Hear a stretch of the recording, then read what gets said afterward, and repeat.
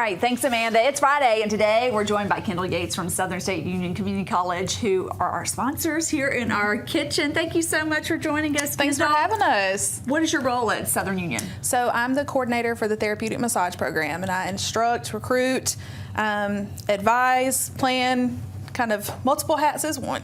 Next time we're going to get you to bring some of those students Yes. to kind of just practice. You know, they need the practice, right? They do, and y'all need some relaxation, so we can help with that. Exactly. Tell us what you're going to be making today for us. So as we're getting into fall and transitioning into soup season, I'm going to be making potato soup. It was a staple growing up. It is my go-to Southern comfort food. It was really the bonding thing for me and my granddad, and so it just brings back so many fond memories, and I'm excited to do it. That's what cooking in the kitchen should do. It should Yes. bring back those memories. It smells good already. So what's our first step? So first step is we're going to get the bacon cooking. We're going to use the bacon grease to kind of make a roux, then add our potatoes, our seasonings, our chicken broth, our milk, and then let it all kind of boil together and combine, and it's going to be phenomenal. Okay, so we're just heating up this bacon right now. So you've just chopped it up. Chopped it up about 4 to 5 strips, just kind of however you want. With any of this, you know, everything is kind of a suggestion. Measure with your heart. That's what makes food taste the best.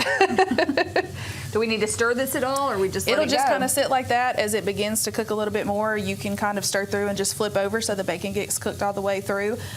You're really just trying to get that rich grease from the bacon fat to kind of get in there to kind of help enhance the flavors. But how long does that take? Maybe like 7 to 10 minutes, so depending on kind of how you're going, how high you have your setting, stuff like that. How many pieces of bacon there and there. Do we have to let this cook before we start putting the other? Yes, so we're going to let that cook, and then we're going to pull it out and drain it. And so when we have the grease in there, that's when we're going to start adding our flour. We're adding there, and then we'll put our potatoes and our seasonings, which are salt, pepper, garlic powder, onion powder, Slap Your Mamas, which TikTok turned me on to, and it has been a game changer in my house. Yeah, I hear a lot of people talk about it. Yes, I'm telling you, it is a game changer. If you have not tried it cooking, please add it. It is the spice that you didn't know you were missing. You can put in just about anything. Anything, too. absolutely Other than dessert. anything. You don't want to put in dessert, but just Yes. about anything else. And so you have the potatoes here. How many potatoes? Yes, and that's about 3 to 4 potatoes, just roughly chopped. I leave the skin on, just wash the potatoes real good, because the skin, of course, is going to enhance that flavor as well. We are going to have chicken broth, so we don't boil it in water. We boil it in chicken broth to add flavor as well as milk.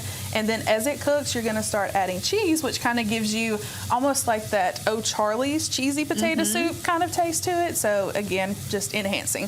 When my granddad would cook this, he would boil it in the water, and then he would take a mason jar and he would put 2 tablespoons of flour, his milk in there, and he would just shake the jar.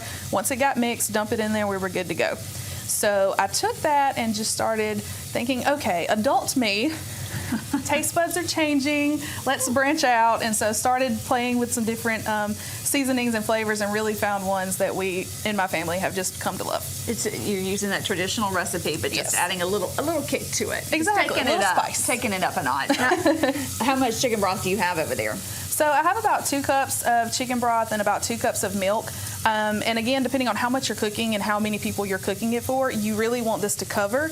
And then if you like more soup to potato ratio, then that's going to differ depending on how much of the liquid you're going to use versus how much potato. You could really do this to taste. And we're Yes. cooking this bacon in there, but you can make extra bacon and use it as a garnish. Oh, cheese definitely. As well. Definitely. And just kind of add in. It gives it, again, a little more kick to kind of have on there. And of course, you always want to make more bacon, because as you're cooking, you want to be able to snack. Once you smell that, you can't resist it. You're going to have to nibble on it. Definitely. So the potatoes will cook. I've seen people use like frozen hash browns in their soup as well. Could you do that and You substitute? could, save yourself some definitely. time? Definitely. And any of this you could also do like crock pot. I've seen a lot of people that make it in the crock pot ahead of time, you know, busy days.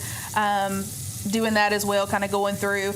I personally like it this way, and I personally like it better with the actual potatoes. I don't know, I guess, again, it's that connection to my granddad, you know, God forbid we use frozen anything, so. And I like that little chunk, that little bite in there Yes. that you bite into that potato. Yes, it makes the soup more hearty, so it makes it a little more filling and a little more hearty for you. How many people are you going to feed with this? How many This servings? feeds about 5 to 7. So again, depending on how many seconds you're coming back for, you know, you can kind of differentiate those ratios for you. And you could always double the recipe, triple the recipe Yes. if you're going to feed a crowd. I know a lot of folks on Halloween like to do soups because it's going to Definitely. get colder. I know it's not. Amanda Yes. said it's going to get warmer Yes. again, but it's going to get colder, and this is perfect for those fall is. nights and just double up the recipe, triple it, and you can really feed a crowd. It warms your soul. It's perfect. A lot of people don't think about soup as a meal, but this can be a meal because you have those hearty potatoes, the cheese in it Yes. as well, and that milk is just good and creamy. And it's one pot dish, so there's not a lot of mess that you have to clean up. You can cook everything in there,